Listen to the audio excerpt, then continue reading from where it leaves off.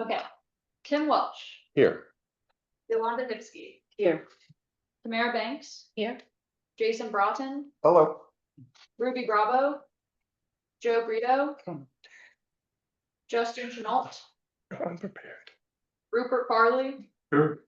David Faust, Denise Glatley, Robert Fogg, Here. Glenn Goldsmith, Larry Gross, Here. Rebecca Herron, Here. Michael Hoyt, Cassandra DeGroot, David McLaughlin, Ann Paulbacher, Yolanda Parker. Here and remotely. Poe. Oh, was that Talonda? Yes. Okay, great, thank you. Ken Pogue, Rodney Thomas, Alan Watkins, Here. Clinton Wells, Here. and Kevin Wilkinson. Here. Right, Chair, we have a quorum. All right, next item is the approval of tonight's agenda. Is there a motion or any discussion? Tamara, And for our presentation. say again. I'm requesting 10 extra minutes for our presentation. Okay, all right. Any other items of discussion for the agenda tonight? Yeah, is there, I'll move approval of the agenda. all right, second? I'll second. Oh, yeah, Lana seconds, all in favor? Aye. Opposed? Aye. Aye. All right. She says aye, all right. Moving on to the approval of the May 14th CTAC meeting minutes. Anyone have any discussions? Rupert, I approve approval of the minutes. Second, I second. Yolanda seconds, all in favor? Aye. Aye. Any opposed? Seeing none, we're moving on. Public comment. Is anyone here from the public that would like to speak? Do you have any public comments online? Okay, moving on. Item number 6, VDOT and transit reporter problem. Anyone have any problems to report to VDOT or transit? Mr. Chair, if I may, Go ahead, John. the light sequence at Cool Springs Road and Kings Highway, the green for Cool Springs Road turning left, it will go for so long that you'll actually have the traffic move through, then a break, and then the next time that Deacon and White Oak have a signal, you can almost see like right when that right turn lane becomes active again, because you'll see another like cube of flow while traffic's building up coming from the city at the evening. So might be a light signalization issue there.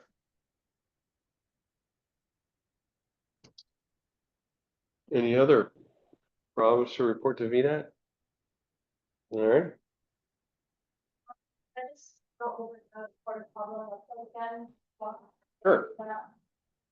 So we don't have, on the screen, you can just type in the report column or my dot, and it should be the first option that comes up. So I went over this last meeting, but I think this should be okay. Want to remind everyone that there's options for you to report your problems. You don't want to hold on to them until we meet next time. So, yeah, it'll just ask you about details, and we can go through and map it and give more content and information and details on the network. And if anyone has used this since the last meeting, if you want to talk about your experience, that's pretty good. I just go back. We'll remember this is an option. All right, thank you. I have several, but I'll just give it the rest of the rest on our Pennsylvania transportation. Okay. Thanks, Bob. Any other items? Seeing none, moving on to item number 7. A, election of officers, my favorite part. What do we need to do? John? Well, Make a motion to, we have one nomination for chair and one nomination for vice chair. You have to make a motion to, is there a motion to elect these two fine people to be the chairman and vice chair for next year? I motion. Thank you, Jason. Second. Second. Seconds, all in favor? Aye. Any Aye. opposed? I'm opposed. Well, you can't oppose. Too late. That's my mind. All right, congratulations, you did it. Thank you. We look forward to it, especially me. And you do. All right, moving on to the tip amendments and modifications, John. All right, we have two tip amendments currently seeking public comment. One is DRPT's allocations to Fredericksburg Go and public transportation in the region. This is their annual obligations for basically supporting everything. So it is buses, drivers, salaries. It is kind of their big drop of funding for the next incoming year. So due to the size of that amount, it becomes as an amendment for public comment and for the policy committee to approve. Okay. And then the second one? Second one is to remove the driving simulator from our current tip. Any time you remove a project, you have to go through the full amendment process. Fredericksburg Go has decided they are not going to move forward with the purchase of the driving simulator. And as a result, they will be returning the federal funds associated with it and then reprogramming the state and local ones back into their general maintenance. All right. Why? Why? After consideration, I think they were looking to become more of like a training hub, and I think they had some lukewarm reception to that. And just with their funding trains, they decided that there was one thing.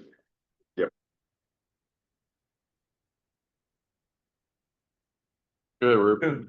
Mr. Rupert, I move approval of resolution 25-39, resolution 25-42. Okay. Jason seconds, all in favor? Aye. Any opposed? Okay, moving on to item C, CMAX-CR STBG funding. Yes, John? congestion mitigation, air quality, carbon reduction, and STBG funding. We do 6 years worth of funding. Normally this is done a year or two at a time. So every single project on this list was awarded funding in a previous cycle. For FY31, the newest year, we've actually received funding cuts across the board across 6 years. And as a result, we had to rebalance the funding allocation table. So rather than cutting projects out, we just allocated about $2.2 million into FY31 to make up the shortfall for the projects. We also allow jurisdictions to make changes to when funding items were happening in order to maximize project delivery. So some items like the Mine Road and Green Spring sidewalk pedestrian improvements was accelerated, while other items that say were initially programmed for FY30 are being pushed back to FY31. If it is a current project that's receiving smart scale funds or similar, such as the US 1 and South Point project, we kept funding as is, as to not disrupt that smart scale award. So in this case, with this recommendation of our 6 years funding allocation table, we're not cutting any projects and we're keeping everything as is, just bumping it out 1 year. And therefore, in the next call for projects this September, we'll have the remainder, which is about $3.5 million, plus the next $5.5 million to be a call for projects item for the jurisdictions to put in applications for this source of funding. Traditionally, this is used as seed funding, funding small projects.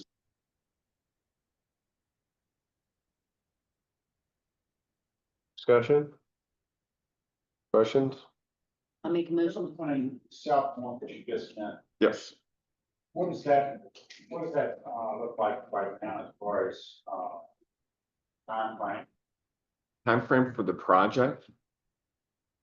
I would actually have to go back. I don't know all of the details for the construction, everything. I had to ask Paul and Nello about any specific update, other than that we kept the funding that we awarded the project in the years that the funding was requested, because it was seeking smart scale funding for their round, was it round 5? So, and that one will be entering the tip and STIP at some point in the near future. So right now, it's still a little bit of bureaucratic project approval, but guess it's really up to the county and VDOT to decide how fast it wants to accelerate or construct the project, so. Other questions, discussion? Still in discussion. Yeah, I'm going to vote against this. It's got a lot of good projects in it. It's also got a collection of projects that are just going to induce more of the same traffic that's caused all the problems that we've got now. So I thought I would just explain that in case anybody wondered why I'm voting no. going good, Rupert, thank you. Any other comments, questions, discussion? Anyone want to make a motion? Motion. Yolanda makes a motion to approve resolution 25-45. Second it. Ellen seconds it. All in favor? Aye. Aye. Any opposed? No, Rupert opposes. All right. Moving on to item 7D. Plan resources available to the public. John? Okay, so this is in part, I'll let Lita pull up a couple of these items. This was in response to asking about AADT volumes between Garrisonville Road and Harrison in Spotsylvania. And I am providing y'all with basically the same tools that staff uses. We have slightly different access, but this is all the publicly information, so you can actually navigate through this file explorer and identify a lot of different transportation statistics. If Lita, if you click off of the V-Trans needs on that left menu and scroll down to keep going. I mean, it's a lot of information here. So roadway characteristics, traffic volumes, AADT. It's my favorite one. Yeah. Oh, you're good. Just give it a time because it takes it a while. You can actually play with the kind of the layers and some of the items, but yeah, click on any road segment. Fall Hill there. Good. And it'll yeah, it has a lot. That one is not very well used. Which one is that? That one's a that's up near the fire station. So in any case, you can pull up any road segment in the VDOT system, as well as items in Fredericksburg, to find both their historical average daily traffic volumes, as well as their current volumes within a given year. They'll update them fairly frequently because some of them, and it's ongoing, so all of a sudden you'll see 2023 pop up. But you can kind of see that. Now note that when she clicked on it, it gave you a long segment. You can have segments that are literally just off ramps or maybe a few hundred yards, and segments that can be about up to about 5 to 7 miles is the longest ones. And that is the traffic volumes for that given area. So it's not necessarily exactly where you clicked it, but for that segment, there's a traffic count for that length of road. So in some cases, like yeah, Route 3, it might give you a long segment. If you actually go closer to like Central Park, it'll give you a very short segment with different volumes. So you kind of get an idea, and there's even ranks and grades. I provided the technical manual for it if you really want to get into it. But if you want, Lita, if you want to keep scrolling down on that real quick, you can also, one of the other big uses we have, let's see, does it, crash data. Why don't you go ahead and click on That's my crash data favorite. Yeah. and give it time to load. It will actually provide crash data for basically crashes in our region, and you can pull up a lot of information, whether or not it's pedestrian, motorized, property only, if there was a fatality involved. Sometimes it'll give you time of day and other items associated with it, like if there's speed involved or whatnot. And so if somebody says they have a concern over it, this is one tool we can kind of use to drill down into it. But it doesn't capture everything. So it won't capture every crash. These are just the ones that a report of an item, and there's some type of documentation, usually by law enforcement, associated with it. And you can kind of go through a lot of this. You can, I mean, there's a lot of data. You can explore, pull out whatever you want here. But, Lita, if you go back to the agenda, because there's also the question of, go to the open data. There's also an open data portal with the state. So if you don't want the map, you want just the numbers and spreadsheets. Go ahead, click 2023 traffic data publications. We have that, and it's broken out normally by, yes, thank you. Normally by county. So if you scroll down, usually, hey, Russell County, how about that? Who else are there? You can have the primary interstate systems. Stafford and Spotsylvania should be at the bottom of this page.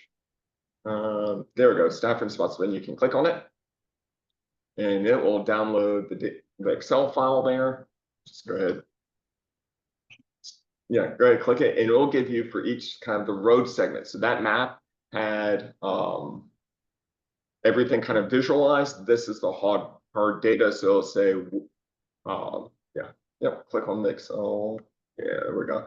So it literally gives you the route number, the names, the labels, kind of the huge data set, the quality of the data, which I would say read the technical service manual so you understand what F is, because F is the most common. F doesn't mean it's bad, but that's the minimum level, that there's usually some type of equation going off of a previous traffic count, or it's not a brand new traffic count, where an engineering team just went out there and pulled counts within a certain time frame. So that's more or less common. What you want to avoid is the S's, I think K's, a couple other ones where they just don't have enough data, don't have enough of the count. So, but you have the technical manual. So if you ever want to read how to interpret all that, that's also provided as well. So, yeah, because there's the traffic volumes for everything. There you go. It'll walk you through a lot of the items associated with it. So when you're up all night and can't do anything else, this is what you got. So does anybody have any questions? Al looks really excited. Yeah. I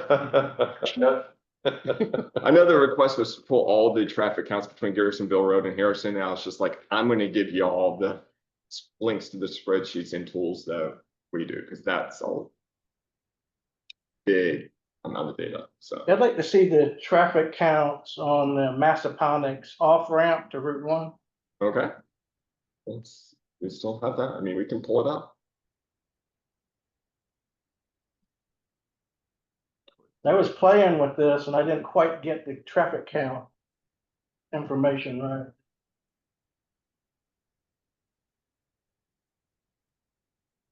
Northbound or southbound? But Yeah, turn off. off ramp, Oh, by the way, if you're curious what V-Trans needs are, that's basically smart scale, and you have to be eligible for certain pots of funds or certain type of projects. You have to need tier 1 or tier 2 need. So that's kind of stay quietly saying where your transportation projects must be. yeah.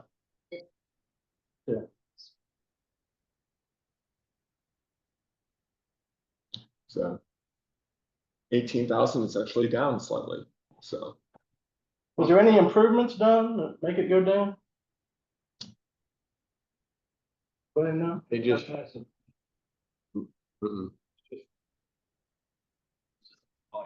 mean, construction, post-COVID, Yeah. redistribution, got a couple of things potentially there. Sadly, it cannot necessarily tell you why. It can just tell you what's happening there. Added another lane, down to south. Yeah. I could close it. Hmm. There's something wrong with the elevation, the way the contractor did. Close it for on something. Sometimes you have to be careful with the context, because if you have construction or other things, it might be still reporting data for something that might not be there, or might be operating very differently than what the current conditions are. So that's kind of a good point. That's some rough terrain in there. Yeah, real steep, they came down. That's a with that for when Next 2 when that years, backs you up. avoid that. Go that way. They're gonna be added on Route 3 a lot. Each bridge. Yeah. Both directions on Route 1, so. That's gonna be a nightmare. In fact, that's why I was late, because traffic was backed up about half a mile already, and they closed the lane. And another another right turn lane on where South Point hits one. Going southbound, there was one lane there, but back up to the Walmart and up to the Lowe's. Now they got 2 lanes there, some other infrastructure on the median. To restrict some left turn lanes, but other left turn lanes protected that. But he says that there's more stuff planned there and.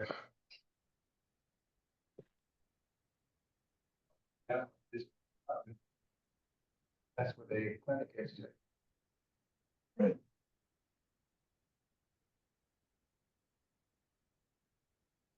All right, Any other questions? yeah, any other questions, comments, discussion on? There's another, I didn't see it here, but there's another one up to VDOT projects. If you just Google it, you'll get to it. I found it useful because it talks about the projects that they got in way. Yeah, do that. You go on down to where it says, down further. Learn more. You go there, and learn more. yeah.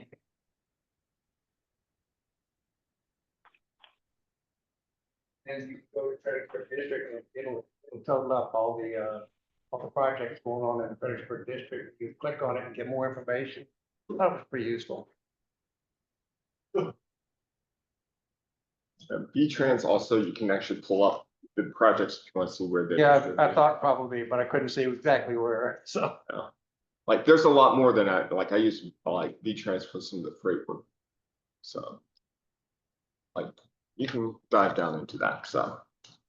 All right, next up. Right, rolling on to 7E, Mall Connector Road. Okay, let's open this one. All right, so the question was about the study for the kind of roundabout mall access connector road to Harrison. There is nothing official on that project. There's not been any, I guess you can say, government specific development of that. And what I want to talk through is that the process for that is a little bit different. It's actually more of a private development initiative that was reliant on the use of eminent domain by the county to see it through. So basically, the developer was saying, we will build the road if the county, Spotsylvania in this case, condemns the land, and there was also a commercial development district associated with it. So if we go on forward, so exactly, nothing public wasn't. This was not a public project. It received a lot of public attention. But for the most part, between 2006 and 2010, it was just private, but it was linked to some proffers and agreements between the county for the redevelopment of the mall. In 2012, Virginia became a Kelo state. So there's a very major Supreme Court decision that in, I think it was 2006, Kelo versus the town of New London, Connecticut, whereby the Supreme Court said, actually, a jurisdiction, state, depending on the state's constitutions, the government could take land and then transfer that, take private citizens' lands into the states and then transfer that to a private developer for economic development activities. So that was considered to be a government or a public use of it. The reaction to that was fairly not pleasant. So a lot of states after that amended state constitutions or state laws to basically prevent that use of eminent domain, that it has to serve a public good. And because this project might have been feeding into some of that, it was becoming more of a common practice to do that in the mid-2000s, that once Virginia became a Kelo state, it basically terminated that idea that the county would use eminent domain to acquire the property needed and then transfer that to a private real estate development company. So long story short, it's basically. I don't see how that relates, because the eminent domain process was supposed to be used to build a road, public road. It wasn't supposed to be used to turn over somebody to build an amusement park or something. Well, in the agreement with the developer, it was redevelop, and they would build a road on there. That doesn't necessarily mean that all of the land acquired would be going to that road, nor does it necessarily mean it would be a public road afterwards. So much of that road is actually still private. There might have been a Traffic quid circle. pro quo in the rezoning or something, that muddied water, I would think. I've seen a number of proffers that state that the county would use eminent domain power to approve an infrastructure project for the developer. I thought that was kind of going a little overboard. Well, in this case, what it's saying is that for Virginia, no longer, basically a developer and a local government or a government entity cannot work. Basically says that the government cannot be used as a tool to acquire land through eminent domain for a developer. So if somebody doesn't want to sell to a developer, they don't have to sell, but the state comes and says it's for a public need or public use. There Eminent again, domain is. the land was not going to be acquired for the developer. The land was going to be developed, was going to be acquired for a road. Agreed. The road was a Start, and then it becomes a Walmart or a vape shop. right. After- That's what happened with Kilo. Right. Kilo had, they went through New London went through the process of updating their comprehensive plan. They had community engagement, the outreach, lots of discussion. They developed, they approved the comprehensive plan amendment.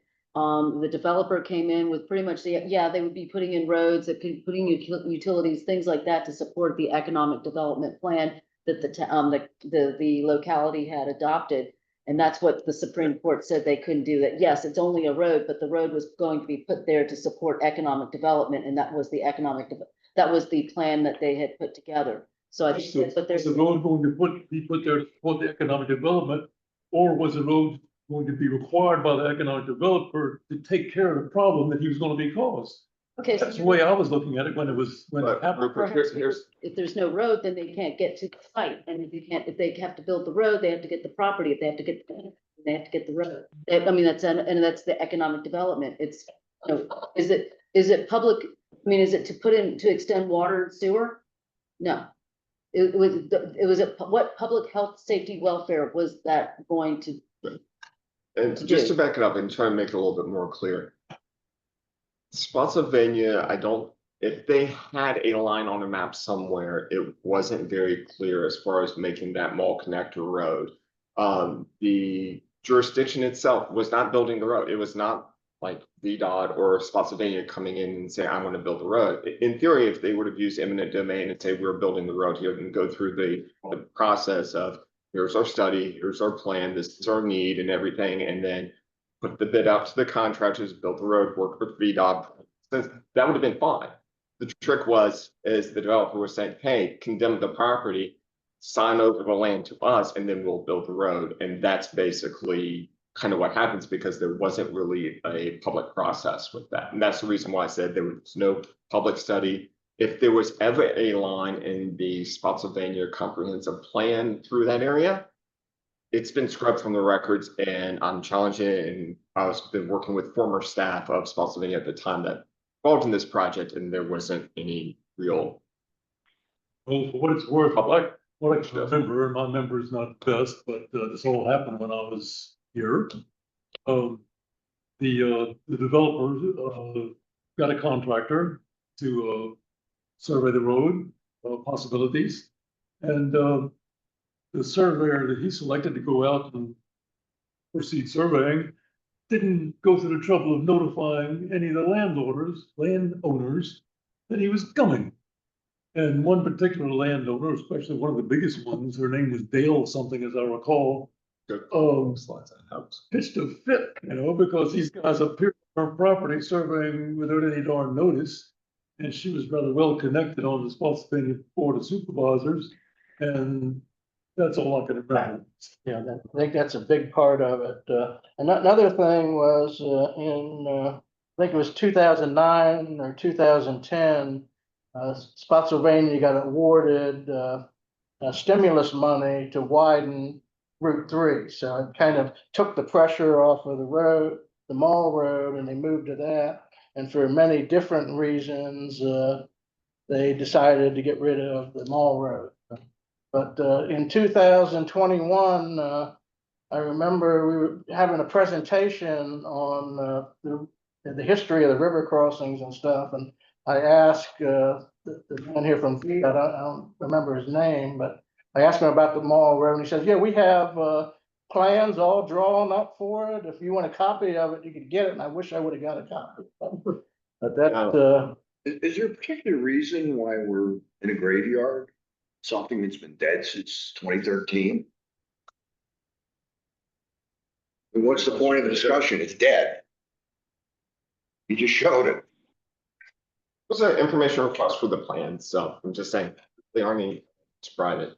but I know one supervisor was bringing it up at FAMPO meeting. So Guys familiar with South Point Parkway? That's, they're. No, where it hits Route 1, you know where it hits 208? You know, it goes through that townhouse called Valentine.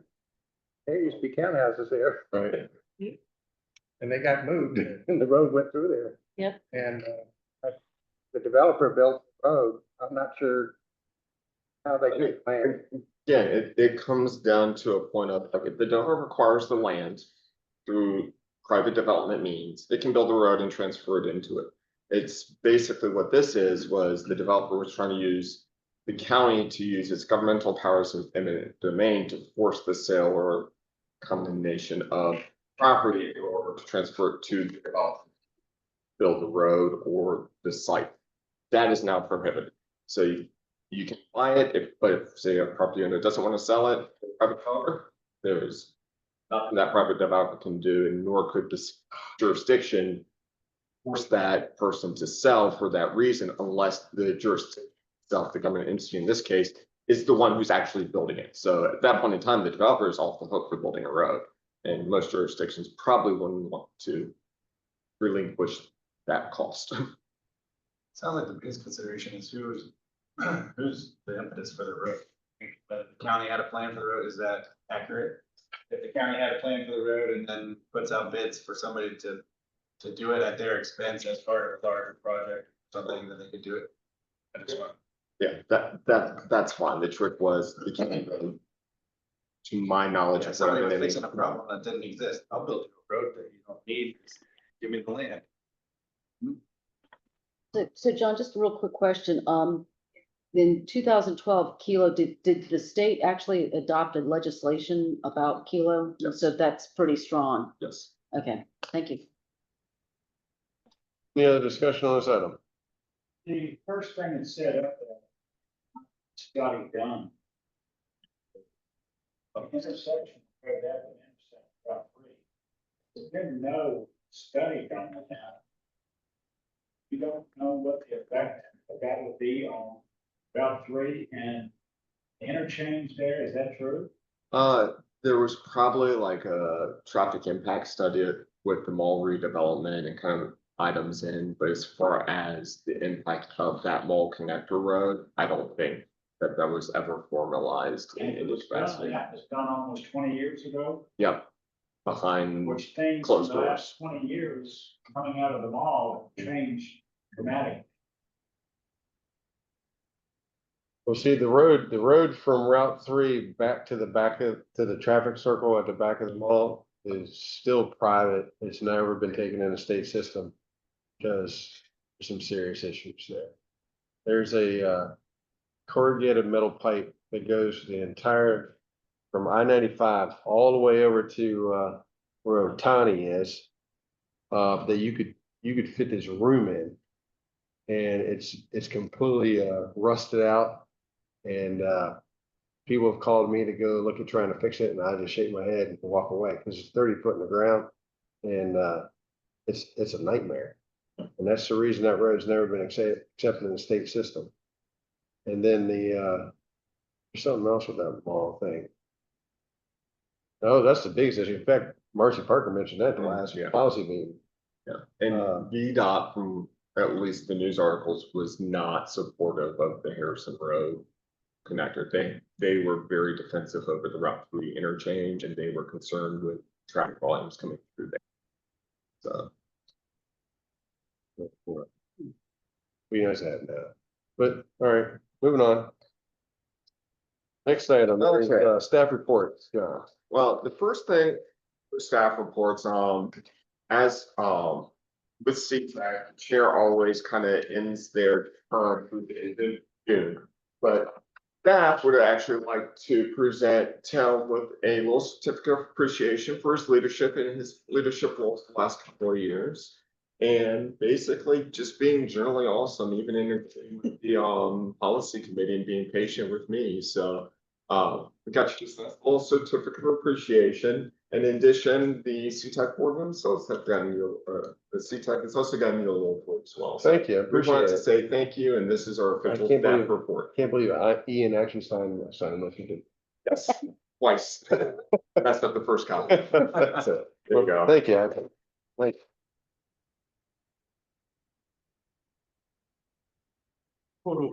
Okay. Forward to Yolanda taking over. Okay. First up, technical advisory, what's the fastest way? There's a lot of like tip action stuff. But really probably one of the bigger items that we talked about was, we're slowly trying to set up a smart scale subcommittee group that's going to review both the process and kind of expedite the technical side of submitting smart scale applications. And so that was one of the decisions they're going to start having an extra meeting for tax. So if anybody else has a free day every so often, look for those in the future. We're working on our SS4A, Safe Streets for All, FY25 implementation grant. List of projects there, and we're getting letters of support, looking to officially submit that list of grant projects, which mostly in Spotsylvania County, and have that ready to go by then. So hopefully we're optimistic of getting a reward. We actually have a pretty strong kind of few case examples that should score well for that process. We are working with the Weldon Cooper Center, looking at the travel demand model and population employment projections. So our population projections for 2050, VDOT is pushing back on us. They view that they are too high, and they're going to spend 10% of UVA's Weldon Cooper's population estimates. There's disagreement within FAMPO over what those numbers should be. The main impact is that for Stafford, they are looking to revise down their population by about 8,000 from like 276,000 to 267,000 and lose about 3,000 jobs. Minor stuff there. The big change is with Pennsylvania County. So in our models and projections, we are more optimistic that kind of the gap between Stafford and Spotsylvania's population is going to kind of close or not be as much of a percentage change. Weldon Cooper is predicting a larger gap. So we're predicting 30,000, they're predicting 70,000. So there's some disagreement there. And so the impacts of them revising down it will be major. It will be going from 246,000 to 202,000. And when you're doing long range forecasting and some things with smart scale, which uses populations, future conditions in your scoring, you want to have your population as high as possible because that's major. So historically, population, particularly in the region, has been underestimating. I think folks threw out that right now we should be sitting at 130,000 people in the county. We're well above that. And for Stafford County, it's like a huge chunk low. So we're having a pushback in discussion now just because we have active studies going on. We have to put in a stopgap. We're probably going to take Weldon Cooper plus 10%. It's still out at 20,000 drop for Spotsylvania County, but that will get us through without wholly redoing it. But we're going to be working with UVA and their population demographic coaches to try to come up with a better solution, because Weldon Cooper's 2030 estimates for Spotsylvania County is, I think, 159,000. The 2024 census puts it at 156,000. So the growth rate is almost to our 2030 things.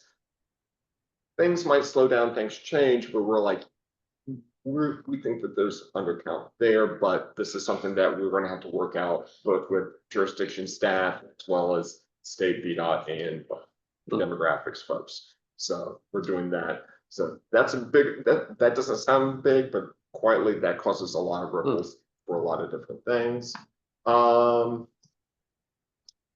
So beyond that, the state's doing its recommendations for its 6-year improvement plan. This is Route 1 to South Point and a couple other projects throughout the region. Caroline County's 2 projects, but it's the big 6-year transportation awards. And that's about it for TAC. And then policy committee. Basically, we're go ahead, scroll down. We're kind of in a unique process where we're gearing up to the approval of a lot of our year-end items or our CMAC spreadsheet that you saw, the scenario plannings for our long-range transportation plan or PWP, Unified Work Program plan and whatnot. And we're getting through those. LIDA presented the local transportation alternatives projects. So these are our local projects that deal predominantly with sidewalks, projects that are being applied for that. Did you want to add anything to that, LIDA? Okay. So that was presented, and finally, I think Joe gave his presentation for the river crossing, which probably was about 45-minute long discussion with the policy committee over the river crossing. So did you want to add anything? I'd do it when I do my preparation. Right. And then finally, we have the website refresh is going to be rolling out next couple of weeks. So during our month, we don't have any meetings. We don't have any meetings in July. We're going to roll that out. So if there's any issues, it doesn't impact public involvement. So, and the only other thing I have, I'll just report just because there were county supervisors and city council meetings last week or two. Stafford County endorsed option C as their locally preferred alternative. The city of Fredericksburg endorsed option C as their locally preferred alternative. And Spotsylvania County endorsed a resolution requesting FAMPO to explore alternatives that would, what was the correct wording? I'm gonna mess this one up. What was the correct word? Options that would benefit the entire region. Additional, yeah. On the fly. Spotsylvania County seeks an option that provides an opportunity to add a route into Spotsylvania that adds greater benefit to the entire region. Yeah. Something like that.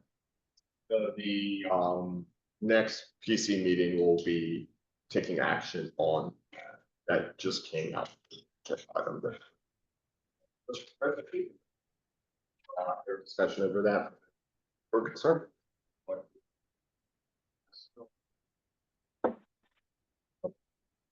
Any other questions for John on his update there? All right, moving on to item 9, healthcare transport, Tamara and Yolanda. Hi, all.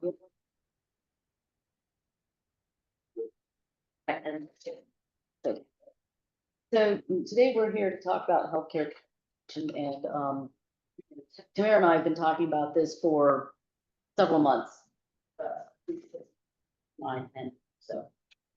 The non-emergency medical transportation is basically your follow-up to a 6-month appointment or follow-up to a surgery or something like that. So, prior to my current position, I managed a healthcare transportation program in Southern Maryland. It's called Wheels and Wellness. It was grant funded, and we coordinated with hospitals and the some local human service providers to provide rides for transportation. Mary, here. So as you guys know, I work for Healthy Generations Area Agency on Aging. I work in transportation department. So we have 2 types of transportation, which is a mobility, which we pick people up from their homes and take them to various doctor's appointments. So I have my bags. Taking various doctor's appointments, grocery shopping, pharmacy, things of that nature that they don't normally have a ride to. My department is transportation. We pick people up from their homes and take them to congregate meal sites, call them cafes. And basically they go there, we give them lunch, a hot lunch, or maybe a cold lunch, depends on what the neighborhood is. And, they have activities. We have taken them to the Rose Casino, we have taken them, to shoppings. Today we read Art of Aging, so basically it's Thanks a lot. life stuff and then cafe stuff. So next slide. So this is where I'm gonna have to stand up, because before we get into a lot of detail, let's talk a little story. So, y'all heard the story, 100 years ago. Kids would go walking to school 5 miles every day, uphill both ways in the snow and in July. And then one day in County, Indiana, somebody got the idea that if we take these kids and round them up, put them in a wagon, and take them to the school, they're gonna learn better. And that moment was a paradigm shift.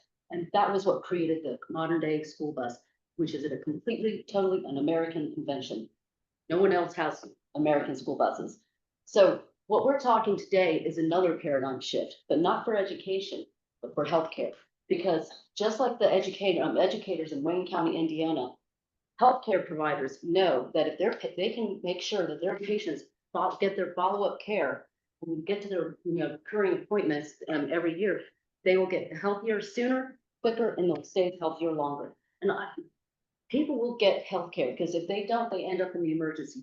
For example, I've heard from the fire and rescue chiefs telling me that 70 to 80% of their rides are usually non-emergency medical transportation. It's somebody who had a surgery and they have a tube and or something like that, and they need to get some procedure taken care of. Their ride fell through, maybe they don't have one. So they have to go call the ambulance to, get something that would have cost no time. And ambulances are not cheap. So, and this is not just, an emergency ride. This is like for the kid who lives 15 miles away from town, has a cavity the size of the Grand Canyon, and he can't get to the doctor. This is the dialysis patients who have to sit in that chair for 12 hours a week, 3 times a week for 4 hours a pop. And this dialysis patient, they have an employment rate, not unemployment rate, but an employment rate of 18 to 20%. So they probably don't have health care, they probably don't have a car, and if the blindness and the amputations that is coming with the diabetes, they probably can't drive. That's what we're talking about with healthcare and transportation. Next slide. So how big is this problem? Well, there's 2 national studies. One is the National Health Interview Survey, and the other one is the Medical Expenditure Panel Survey. They're both produced by the U.S. Department of Health and Human Services. The first one, National Health Interview Survey, interviews about 90,000 people every year, 35,000 households. MEPS is about half of that number, but it's a recurring interview. So these are very in-depth.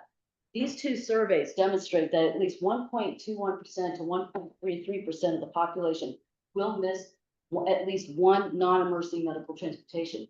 Now, remember, this population has usually has a chronic illness and usually are rural and impoverished. And when we say 1.21%, you should probably just go to 0 at the end of that number, because it's not going to be one appointment that they miss. It's probably going to be 10. So in Virginia, I got this not from Weldon Cooper. I think it was U.S. Census tracts. No, Well, I thought Census 2022.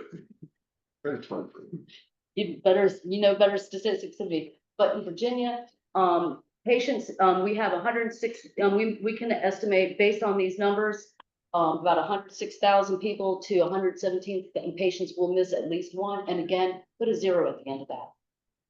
When I started, to put some more context, when I started working in Southern Maryland, we estimated there'd be about 4,400 to about 4,800 people who would miss at least one appointment. And again, put a 0 at the end of that. So in here in FAMPO area, I'm assuming, I'm estimating based on these that about 5,000 to 5,400 people will again miss appointment, individuals. But again, put a 0 at the end of it. Next. So I'm going to go through these really quick. This was a study done by the Transportation Research Board, National Academy of Science, that was done, I think it was about 2006. At the end of the study, they had this really spiffy 4-page spreadsheet, which allowed you to provide a little regional flavor into calculating what the cost benefit analysis would be for providing healthcare transportation. Next slide.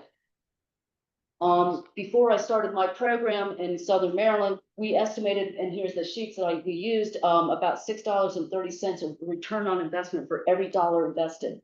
And based on, that's what we estimated, but after our first year, we were able to prove, $10 savings, and by our third year, we're up to about 13. This also reflects a study that was done in Lansing, Michigan, Tri-County Council project, Tri-County project with the Smart Growth America, where they demonstrated there'd be at least $6 in savings for every dollar invested. And we were able to, in Southern Maryland, I was able to prove it through these reports called CRIS reports, which is statewide reports by the hospitals. But what I want to also bring up, the catalyst for all this, is the Affordable Care Act.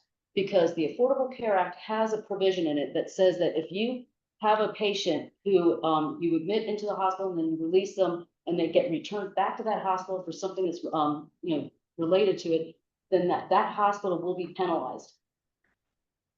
Next slide. Okay, so, okay, so I think I might have changed it. Okay, so this is my program in general. So it was called Wheels to Wellness. It was in Southern Maryland. I had contracts with the 3 hospitals, Calvert Health, the Charles County Hospital, Charles Medical, University of Maryland, Charles Regional Medical Center, located in La Plata, and MedStar St. Mary. Then I had contracts with 2 human service providers, the ARC of Southern Maryland and the Center for Life Enrichment. The ARC had office in Prince Frederick, and then La Plata, and Center of Life Enrichment was done in St. Leonard. We were able, the hospitals would identify the patients and schedule the rides. The transportation providers would go pick them up and deliver them. The transportation providers were great because these guys were trained on not only on wheelchair securement, but also in minor, simple healthcare response kind of thing, CPR, stuff like that. And of course, we would get quarterly reports for the patient health information reports I mentioned. Next. These were some of the CRIS reports. I'm going to go through this really quick, but CRIS, as I said, these were statewide reports. I'm sure Virginia has something similar. These are, they call them, this is like, so if you go to the Mary Washington Hospital and then you end up in a hospital in Lynchburg, the Lynchburg Hospital will go and get your information because they share the information. These reports are standardized, they're systematic.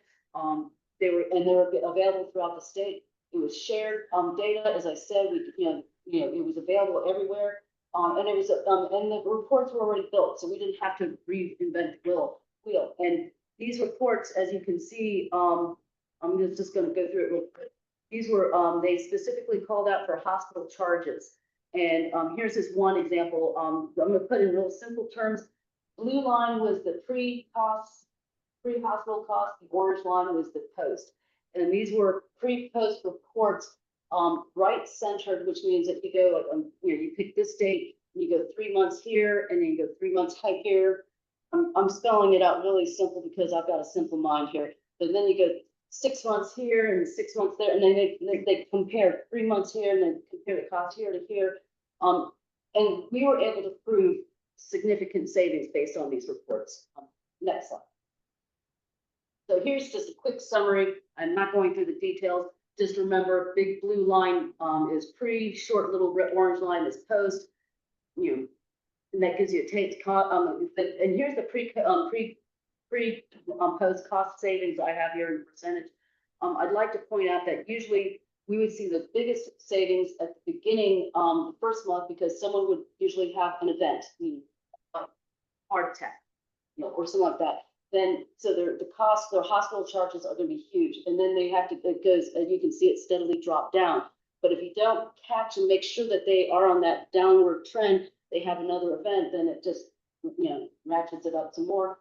I point out the last slide says 6 months. We also had one, that's where we basically would taper off. What is it? You could see it, the line was staying the same.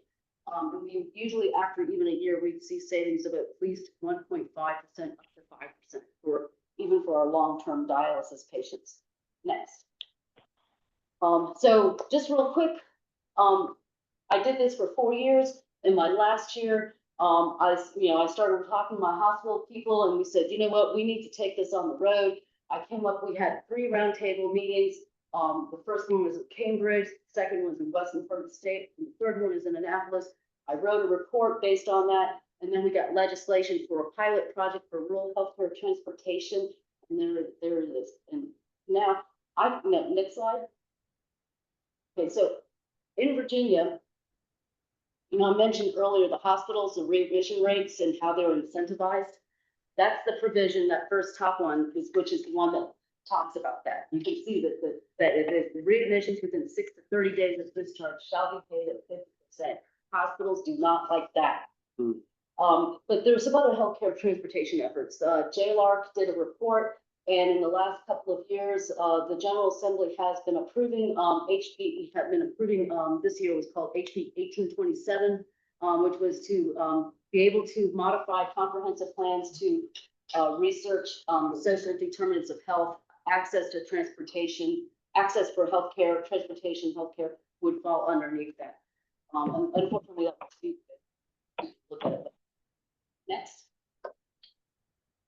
So I can just tell you about my experience in Maryland, but I certainly cannot, relay anything how things work here. It's Fredericksburg, FAMPO, and I pass this on to.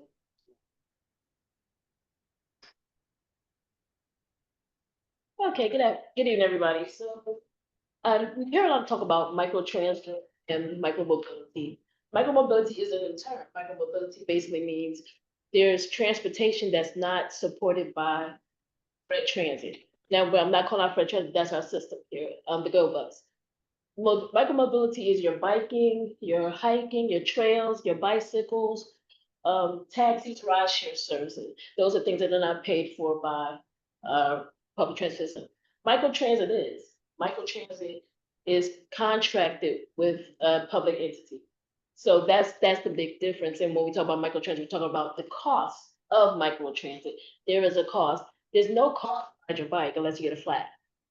There's no cost to walk there unless you're stopping by Starbucks. So those differences we all kind of need to know when we start talking about proper transportation and how we're gonna get from A to B. Okay?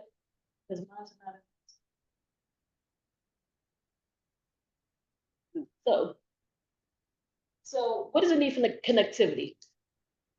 If you're not educated, you're not employed. If you're not employed, you can't get medical insurance, even as a part-time with the Affordable Care Act. If you can't get to a medical health facility, you don't get any enrichment opportunities, which basically means better part of life. Then we talk about reduction of food insecurities. How many know about the food banks and the mobile pantries? I do. Thank you. How about, what if I tell you that there's still a large part of our community that can't get to even the mobile pantries?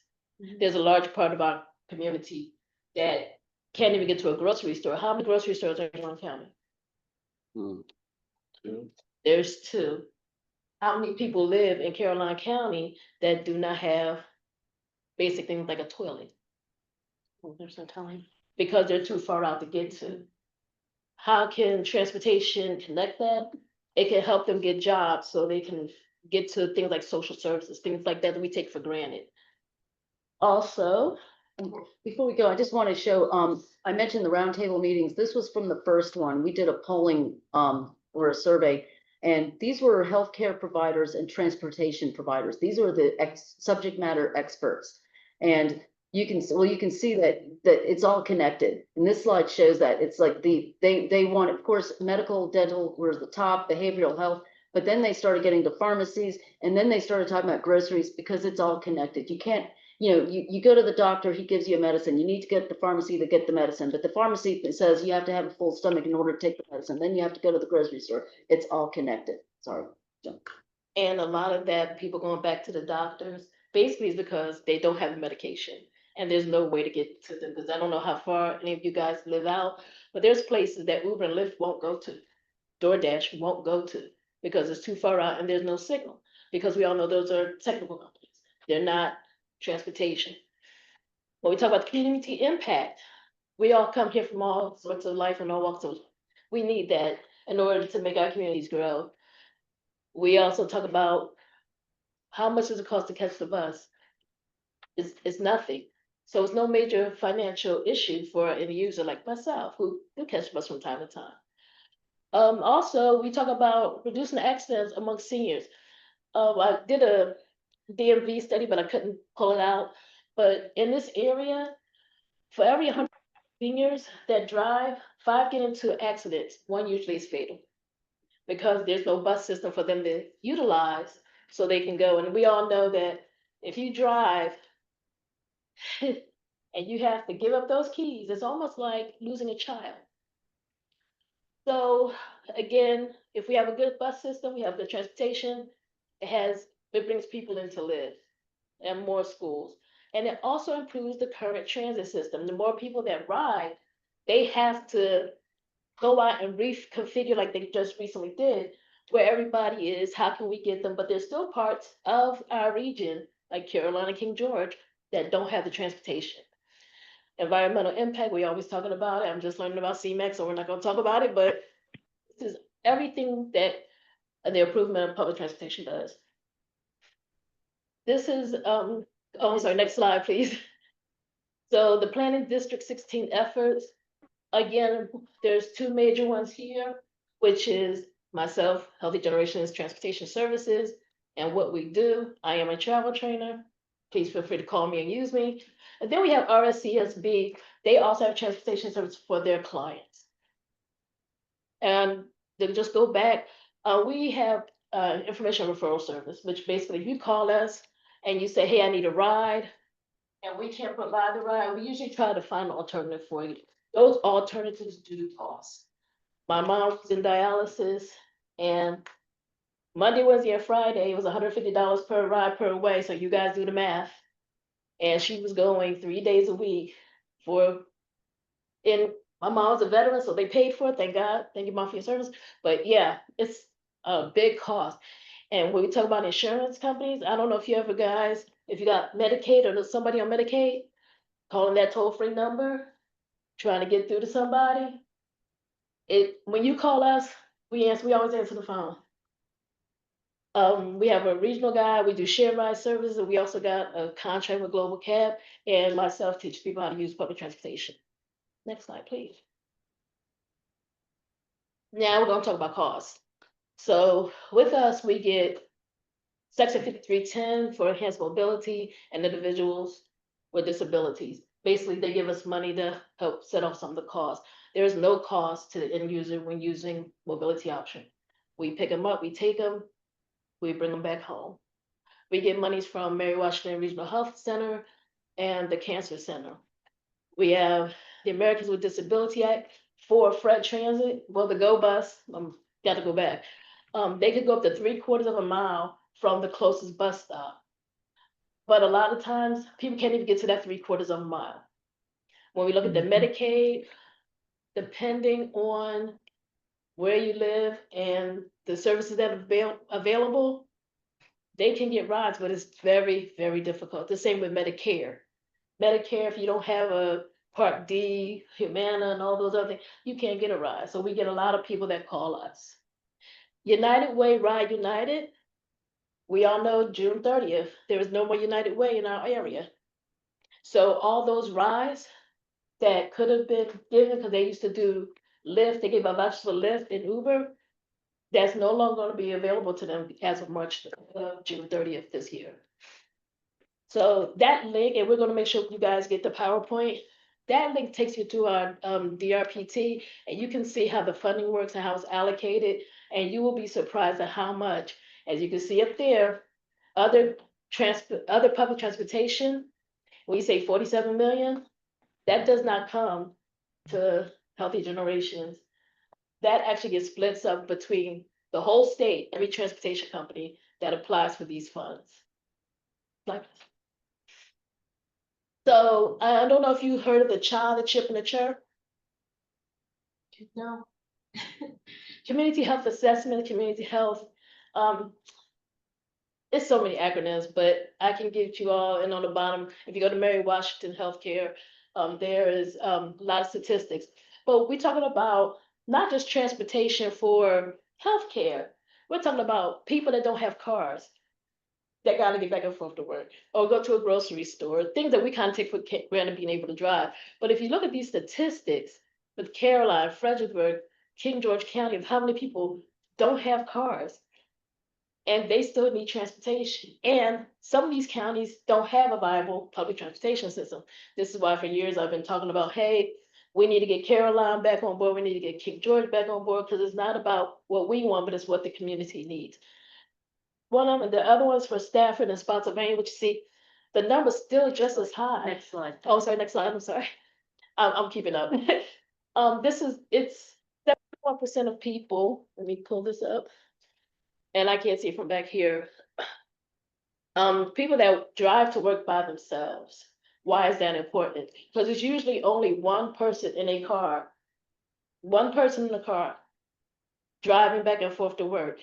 Now, if there's a viable bus system that can take them back and forth to the major places they work, we can dramatically reduce that number, because, and we can take a car off.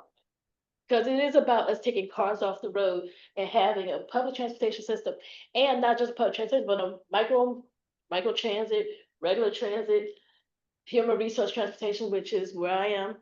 We can reduce these numbers, taking people back and forth to work and just doing normal, regular things like grocery shopping, pharmacy, and things of that nature. So this is a little statistic about healthy generations, mobility options. We get 90% of inquiries. We're on track to see a 41% increase, which is a lot. If you ever come to our office, our phones never stop ringing. We are the alternate NEMT providers for PD16. So if you look at the statistics, if you, like I said, my mom was going $150 per trip. So a trip is one way, by the way, from point A to point B. It's not from point A to point B back to point A. It's just from point A to point B. These costs on a fixed income with no insurance. Think about the cost. People are making decisions between, do I go and buy groceries, or do I go to the doctors? And the important note, not all Medicare plans includes transportation benefits. Ask any veteran. If you're a veteran and you get VA services, trying to get that transportation reimbursement is a lot. It's a lot. It's a cumbersome, so people don't use it. Once people got to fill out a whole lot of paperwork for transportation, they just say, forget it. Next slide, please.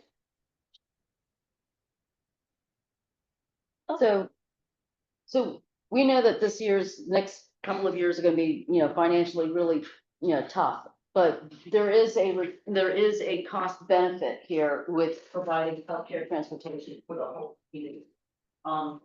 And so what we wanted to do is, just, bring this up as a discussion point. But basically initiate, initiate conversations with the Mary Washington Hospital, FAMPO, and others, so that we can develop strategies. Explore opportunities to partner with local hospitals on dialysis. They're a pretty big deal. And maybe conduct some outreach, and just basically we wanted to get some conversations. And it's funny thing is, I mentioned those two studies that were done, the national studies. I want to mention that, especially the cost benefit analysis, I wanted to make sure to emphasize 1 in 5 appointments, medical appointments, are missed because of transportation. And that comes directly from those two studies, those two national studies. 1 in 5. That's a lot of money that is getting pushed off the table. We can't afford that. Our healthcare system can't afford that. And our citizens can't. And one more thing I want to also bring up, that because I love Fred Transit, Fred Go Bus. I think they do an amazing job. They service 78 miles. 78 miles. So if you're not within that 78 miles with the 3/4 miles, it's hard to get there. We, as mobility options, we cover 1,410 miles. We are in every county. So imagine if we can just use mobility options or another entity that doesn't have a high cost to take care of those people that just totally, completely out of the service area. Spotsylvania is our largest. There's a lot of people in Spotsylvania that cannot get to doctor's appointments, grocery shopping, or those things because they are so far out. It's something that can be fixed if we start talking and having the conversation about how do we get from point A to point B. and get them back. And what I'd like to know is, does this sound like something that this committee would be interested in doing? What ideas do you think how we could pursue it? I don't have those answers, that I would love to hear from this group. See if this is something of interest.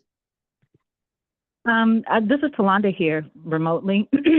I've been thinking about this for a couple of weeks, and I'm pretty familiar with public transportation. There were times where that's all I had, and I know that what it's like to have reliable transportation, and I know what it's like to have not so reliable, or just and then kind of stuck, at 6 o'clock in the evening, and there's no bus or anything to come. Plus, I am familiar with the dialysis situation. I even have a mother-in-law who's she's in a 55 and older, but they only allow her to take the bus 3 times a week to do certain things. And if she had dialysis, she wouldn't make it with groceries and things like that. So I'm very, very interested in trying to help you guys with this. So wherever you need me the most, even on both sides, if you guys need me to help, do some outreach, make some phone calls, and get out there and just see, what the transportation is like. If I was, maybe doing sample transfers or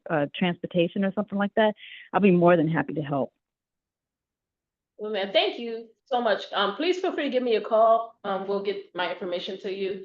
So I can actually take you on the bus to show you literally where the buses go, as opposed to some of the doctors' offices, grocery shopping and things of that nature. We really do kind of take it for granted. We could get up in the morning, grab some keys and go. But what about the person that can't?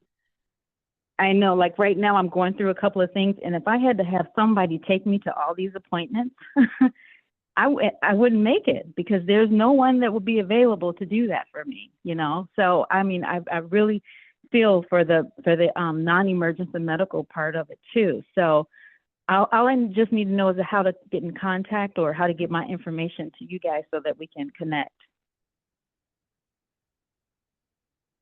I have a question.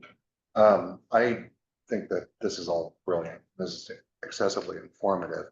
I am curious, what is the nexus between your call to action and this committee's kind of scope? Conversation. We really don't talk about transportation in our region. And we are the Citizens Transportation Advisory Committee, and we do not have enough conversation about, hey, let's talk to Fred Transit about their SIP. Let's talk to them about the things that are changing. Let's get on the bus and actually ride to see where the buses go, talk to the people, because we are supposed to get public comment anyway. Let's find out what we can do to take back to Fred Transit or take back to the city of Fredericksburg and say, you know what, this is great, but we have a few suggestions. Why are the buses now not going to certain areas? Was it because there was no ridership? Was it a lack of, not just a lack of ridership, but was it not fair counting?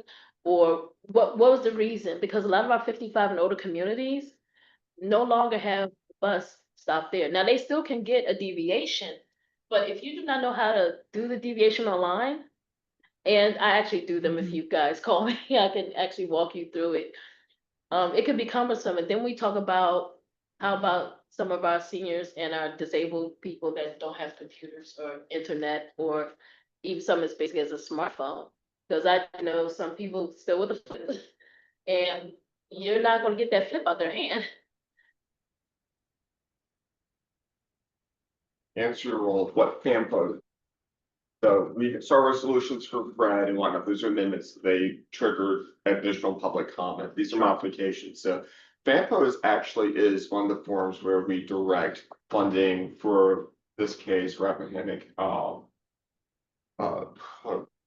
that one up, or a. RSTSD.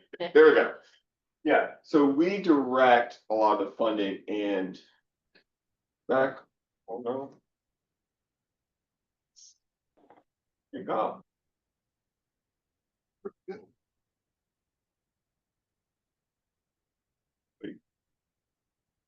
Okay, so we are actually one of the funding items, and being a intergovernment agency that's dealing with this, that crosses jurisdiction lines, we are online, or we are one of the forums where these type of items are discussed. I mean, there's PTAD, the Public Transit Advisory Group, that's through kind of the city. And although it's kind of a little bit broader than just the city, it's still technically a part of the city. So again, we're kind of that regional forum.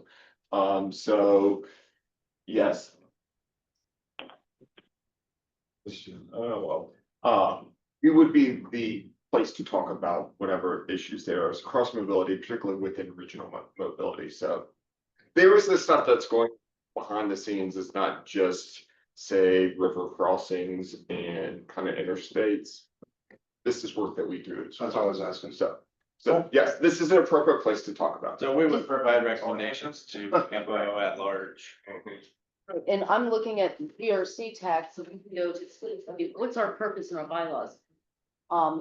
And it seems like this might fit in with what I see a system that's broken and discoordinated. This is not just, it's everywhere. What can we do to fix it? And what are our citizens saying? You know, how do we? I'd like to make a couple comments about it. My wife is handicapped and, 7 years now. And with a ramp. And, last year I made over 100 trips by van to Mary Washington Hospital, taking other people, to the hospital for different reasons. Because my van was sitting in the driveway when I didn't need it, so I knew did need it. And, it was good, but I also saw a lot of abuse of people that had their own vehicle, that could have ridden in their own vehicle, and with family and friends that could have taken it. But they chose to ride in a wheelchair, and they could have gotten out of the wheelchair.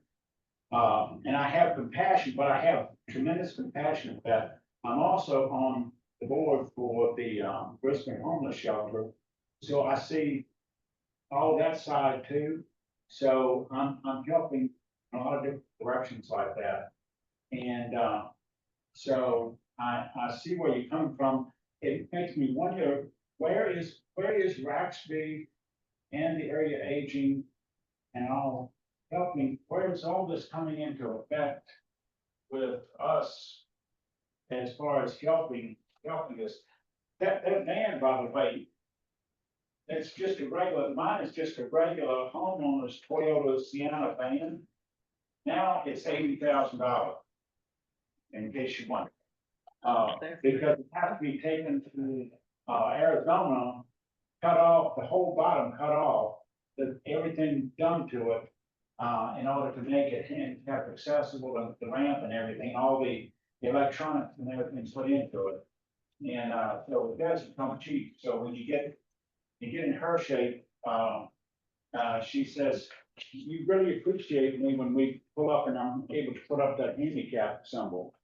But where do the other agencies really come into effect with trying to help these people that really do need it? Again, for me, because I see it every day when I go to work. Yeah. RCSB is separate from, that kind of area, HGAAA, they're separate. So they basically have transportation for their clients. And their concern is their clients. Now, we are more on the public side. And I definitely understand where you're coming from, when you talk about the vans.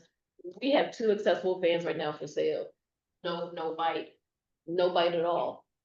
But people that do have family members that can drive won't purchase the vans because it's easier to just pick up the phone, call us and get a free ride. And I'm going to say, I was sick, I was in the hospital, I couldn't drive, and I needed an accessible vehicle. So sometimes you don't know the family dynamic. And we've heard the horror stories about, I don't like my family member, I'm not doing nothing for them, and then that leaves that family member out. So sometimes we have to, me in my position, have to put that aside and get the person to their doctor's appointment.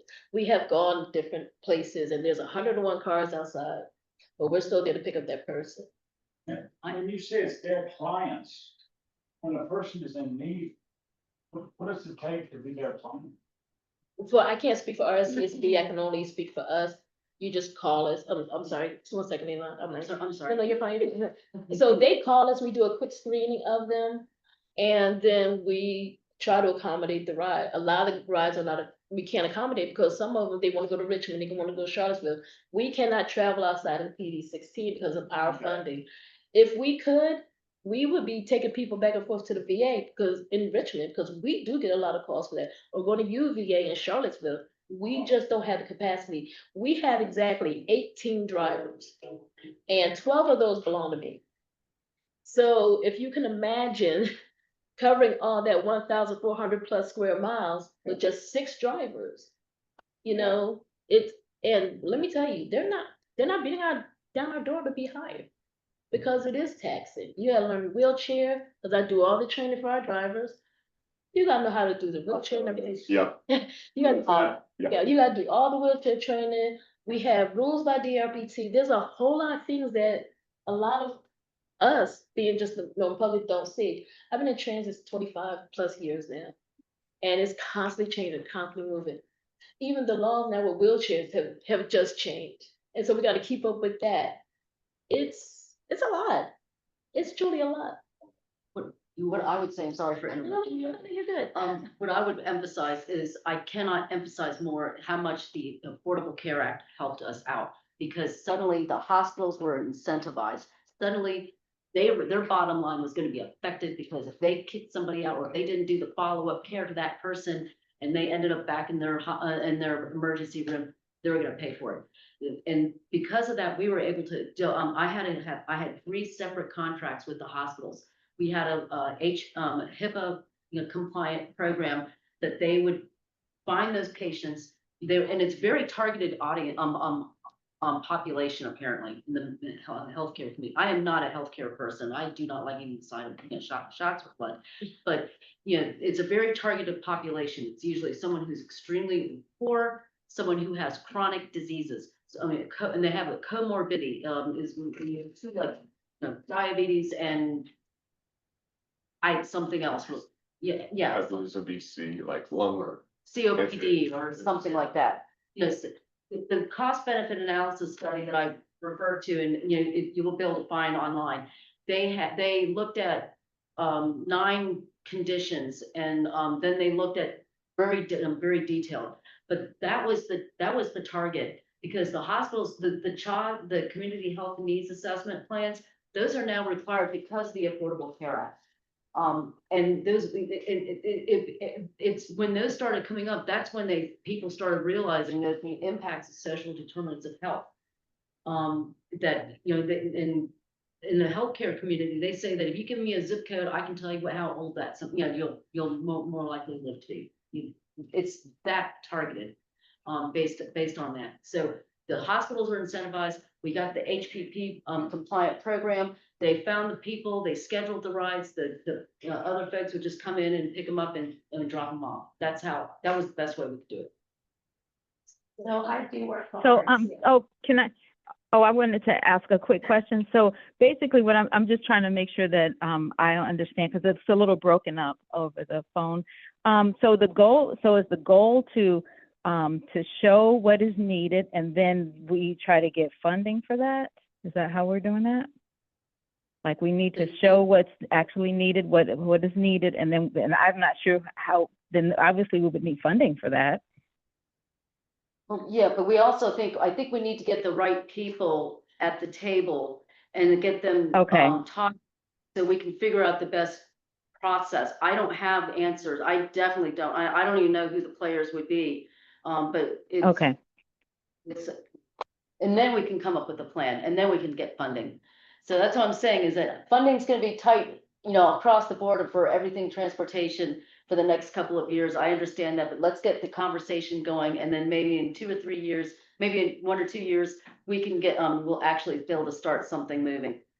Do you think this is more of a GWRC issue? Or? No, this is FAMPO business. I mean, the Citizens Transportation Advisory Committee does include those from King George and Caroline County on it. So I mean, we kind of serve as a dual citizens group on that. FAMPO, but Yeah, It's great. I feel like this definitely, they should ever apply to us because the reason that they're asking for all this is because we have a failed community policy in this country, not to mention the state. You know, we've built communities where, well, look, I just had friends visiting from Berlin. If they're sick in their wheelchair, roll out the apartment building down the street, get on the bus, or they go to the S-Bahn elevator. When the train comes in, the platform's level, you roll right in. We don't have a community like that, so we're trying to come up with stopgap measures. What we should be trying to do is work towards having communities that don't need these stopgap measures. So, What they're offering, I would say I could break it down into two categories. One is providing services, transportation services for the rural, the urban, walkable communities. Is good, because we need more of that, and I'm highly in favor of it. I've been speaking out for that for years. But on the other hand, you're acting as enablers of bad behavior when you're proposing, rural transportation services. And so there should be some incentives for people not to want to live out in the boonies where it's difficult to provide all these services. then in that case, we gotta give them a livable community. We have to raise the minimum wage some so people can live. But when you're driving down 17 or Route 1 or one of the back roads, you have $800,000 house and you only make $12 an hour. So But I'm saying that's maybe part of the solution. But we shouldn't be just focusing on one angle that's partly solving the problem and partly making it worse. I think we're talking about systemic cultural issues and economic issues. Right.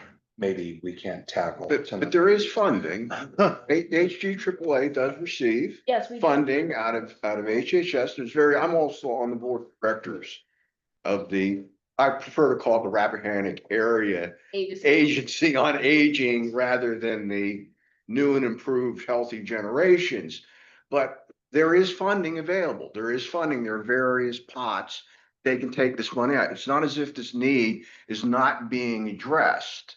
Now, whether or not the need gets to be expanded, I agree on the conversation, but there are mechanisms already in place to increase the funding through grants for HHS. There's all types of other things, and working with local partners such as Mary Washington Health Corporation and others. In other words, they're the ones that benefit. Yes. It's the same thing with when you're looking at taking people to shopping. Wegmans, I don't shop with it, but I'm just saying, Wegmans benefits, Food Lion benefits, Weiss benefits, Walmart and whatever. Those are the ones that also should be sitting at the table and ponying up more. But as I said, it's not as if I don't want to leave the impression that it's not being addressed. It is. Now, whether in what form it moves forward and expanded, that's another conversation. Well, that's what we need to do. Pardon? Figure out ways to put it together so to expand. Absolutely. As I said, the corporations, the entities that benefit from this should be the ones that also have a bigger stake in it. I mean, you look at most of the medical facilities that we now have are regionalized. You go down to by Goodwill, South Spotsylvania Avenue, everything's there. You go up past the Weiss, everything is there. All these medical facilities have been pretty much all localized. It isn't like the old days where it was a scattergun approach. Same thing with dental and other things. They're the ones that have to have a stake in the game too, because it's to their benefit that their customer can get into them on a timely basis and get the care. The mentality is that we don't care how they get there, as long as they get there and use our product. We have Fresenius. About 2 years ago, Fresenius made this whole big, Fresenius Dialysis made this whole big thing that we're gonna get buses for our facilities. We're gonna get buses for our facilities, we're gonna get the people, the drivers. You have Fresenius that's down here off of Route 17. They were supposed to get a bus, fell through. DaVita, they were supposed to get a bus, fell through because the corporations decided having a bus, the people are already getting there. What do I need to buy a bus for?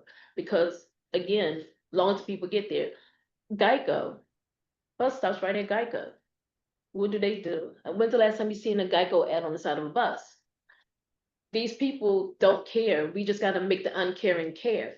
So if you get to the age where you can't drive anymore and there is no bus, you're calling us. Now it bombards our system. We still gonna help regardless. But now we're talking about vehicles and literally 6 drivers. And you have your need, but so does he. So with more buses, we do have viable transportation, it's just not expanded. I sit on PTAB, it's not expanded. We want to expand it, there's opportunity to expand it, but then we go back to cost. Nobody wants to bear the cost. We have Geico, we have Intel, we have McLean, we have all these businesses here, but they don't pay into it. I just learned about the bus system that first started here in the 1940s. They used to go, it's called Carter, or I can't remember what it is, but they had 40-foot buses on the road. They used to take people down to a petroleum plant or something here. FMC. No, the Sylvania. Yes. Yeah, the Sylvania, the cellophane plant. So- We also use. It's because people didn't own cars then. No, you're right, they did not own cars. Yeah. But there also was a major business here. Right. That made sure that people got back and forth. Now, with them, because like I said, I'm just learning about this. They had the 40-foot bus, but when Fred Transit came in, they was able to absorb out them, but again, Fred Transit was small. But they would go all over picking up their people, because that big company valued their people enough to say, we gotta give them a bus service. And they did the bus service. We have a lot of great businesses here. They didn't value their people. They just wanted workers for their profits. That guaranteed their workers. But everybody want workers, right? But they don't care how they get there now. We have to tell them, you need to care how they get there, because it's their bottom line just as well as ours. I can't speak for Dallas is over here, but I can tell you that one. Doorbell. He has to go. I I didn't wanna go in between, I was gonna go in between, so they. He's taking his 2 young boys to Ireland. So they're flying out tomorrow, and his wife, which is my daughter, will kill me if I don't get him home. Yeah. Within appropriate times. Yeah. Now, hopefully y'all have some good time. I was hoping they'd be able to see. Yes, sir. Congratulations. The dialysis, when I was working in Southern Maryland, the dialysis centers were, not focused in the way we were focused. And so it was complicated. And just to give folks a different regional perspective, in some ways, this region is extremely lucky that it's growing. We actually have hospitals coming in and expansion. In Western North Carolina, we were seeing closing down. And so when you're talking about a local hospital out in Mountain, folks didn't travel outside the county for things. So the idea to drive 2 counties over in case you need to see an emergency room, which is tremendous. And so their non-emergency medical transport center was literally half the size of what we do here at FAMPO. Like we have in place, half of them were on the non-emergency medical transport. And when I was working in South Carolina for the PD district, so think between Myrtle Beach and Columbia, like right in the middle there. They have regular trips to both Durham and Atlanta within their service area. Because they had to go to Duke or Chapel Hill Medical or Emory. That was it. So you want to talk about long service areas, that was it, and that was their 2 biggest needs. So it can be very different based on the jurisdiction or the entities, particularly for these. I'll be honest with you, knock on wood, I've been a very healthy person my entire life so far. I'm very ignorant to the medical side of things. I personally think it's a racket, but anyway, and I'm old school. I'm a flip phone guy. There used to be doctors that came to your house, right? Rather than we all go to see them. And on Wednesdays, they're not there because they're on a golf course, but they would come to your house when you were sick, right? Is dialysis something that you can do mobily? There's new technology going on that, but then there's some, I'm not a mess, some have to go to the center. Yeah, I understand. Yeah. I understand. I mean, it's not a cure all by any means, but I'm just wondering. Like split. So it's not mobile dialysis, it's home hemodialysis. You have to take a 6-week class. You have, because I experienced this already when I was taking care of my mom. It's a 6-week class, 8 hours a day, So that means for about 6 to 8 weeks, you can't work because you have to be in these classes. If you miss one day, you have to start over. That's not cheap. Insurance does not pay for it. Like you definitely become a dialysis nurse when you take that class. And then after the 6 weeks of the classing and learning the machine, you gotta be monitored by a nurse for the next 4 weeks. So 10 weeks. So you've become a medical worker then, You have to, pretty much. pretty Yeah. much. And, Yeah. you know, I'm just wondering if there's a way for these hospitals who I think have plenty of money to figure out how to go to their consumer. Yes. Rather than the consumer come to them. And I think that technology grew during the pandemic. That's when I first started hearing about it. But yeah, you're right. And that's why you go to the hospitals and you tell them, you're gonna lose 50% because, your readmission rates stink. Right, That's right. Especially if they're incentivized by that. Go ahead. We've already ran about 20 minutes long on this. Okay. Can we table this Sure. for a future meeting? I mean, I think this is really valuable discussion, but I just don't know that we have enough time to pull. Yeah, of course. Absolutely. That's all I wanted to do is stir the pot and get y'all thinking about it so we can talk about it later. Unlocked. Thank you, ladies. Very, very informative. And, thank you. yeah. I did bring these flyers that was a kind of a little summary, little slick sheet that I did for my program a couple of years back, so.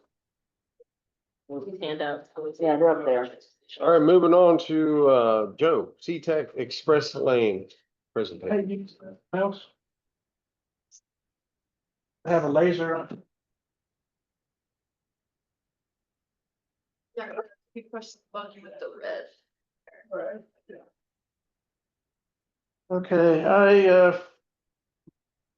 after last month, I redefined, the proposal. Instead of, a mall connector road, I'm proposing, an express lane. And, the express lane, this lane, you can't even see it on the screen. Okay, the local lane ends right there, and I think it'd be a lot easier to have a connection to the express lane from there versus trying to get another interchange. And the thing is, this express lane can go all the way down. I'm proposing it to go to Courthouse Road for now, for phase one, but it can go past that to Mills Drive at the hospital and actually be an express lane right to the hospital. It can go to Massaponax Church Road and connect to there in the future, and it can even go down and connect to Route 1 near Kalahari in the future for direct lanes to Kalahari. So there's a lot of benefits to dividing it from 95 where you can get more connections. If it was on 95, you can't get the connections, but when it's divided from it, then it's easier. So anyway, so the proposal is for it to for the lane that ends to go right to the mall traffic circle there, and then from the mall it can go out to the express lanes and continue. And connectivity with the shorter alternate routes that defuse the congested areas of how we get out of gridlock. And this proposal does exactly that. And I'll show you next. Okay. Like I said, an interchange at Harrison Road is problematic because of all the impacts on the east side of 95. But on the west side, there's virtually no impacts. So that's why it's effective. And the traffic demand model would probably show that more people would go west than east there. But,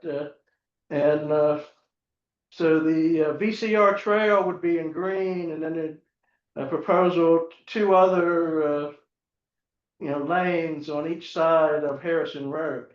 And with the circle there for the traffic to go to the east. Since there's a connection there to the express lanes to go south, that will counteract the extra traffic going east. So the traffic on the east side, we're not going to do much improvements to, can pretty much stay the same, I believe.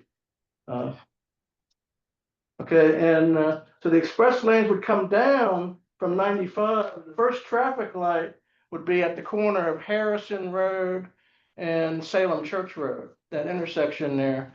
So that would be the first traffic light. If you went Route 3 west to Salem Church Road, then you'd have 9 traffic lights. That'd be the 9th traffic light. So it'd go from 9 traffic lights to 1. So a significant time saving factor, and it would get traffic off of Route 3 west, get traffic off Salem Church Road, and traffic off of Levels Road. So significant traffic reductions. Going home.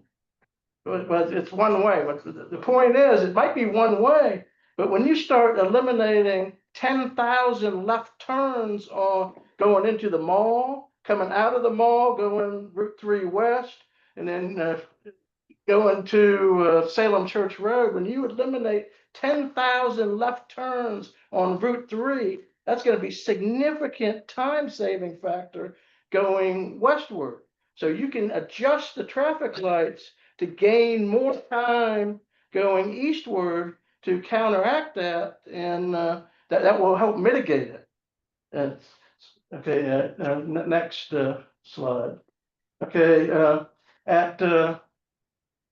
okay, if the express lanes came down and ended at Courthouse Road, and showing you the traffic pattern here right now, from Courthouse Road and 95, you go 95 south, you'd get off on the off ramp, go on Route 1, and zip back around on South Point Parkway to Courthouse Road.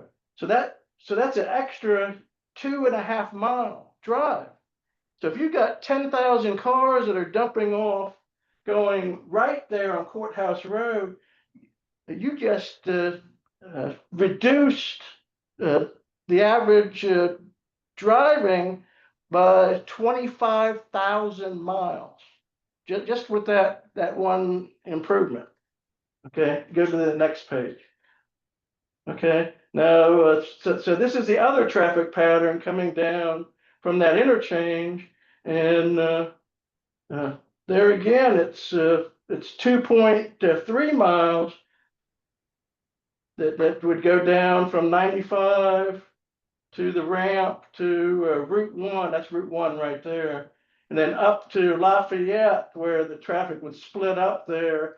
A lot of it would go to Lafayette Boulevard, and some would go north, but with the Harrison Road connection, then a lot less would go that route. So you're seeing traffic reductions on these busiest sections of road, on 95, on the off ramp, on Route 1. And there again, that's 2.9 miles, but you would subtract the little section of Courthouse Road there, which is about 0.6 miles. So it's roughly 1.5 mile difference. So again, in 10 years from now, we might have 10,000 trips a day that make that traffic pattern. And if you can reduce 1.5 miles, but for 10,000 trips, and you reduced 15,000 miles of driving a day. So between the two, between going up South Point and going to up Route 1, you just reduced traffic counts by 40,000 trips or 40,000 miles a day. That's significant. And over 10 years, you might have induced 50,000. I don't think that's the case, because see, the point is, this is inside the growth area, inside the heart of the community. Okay, next page.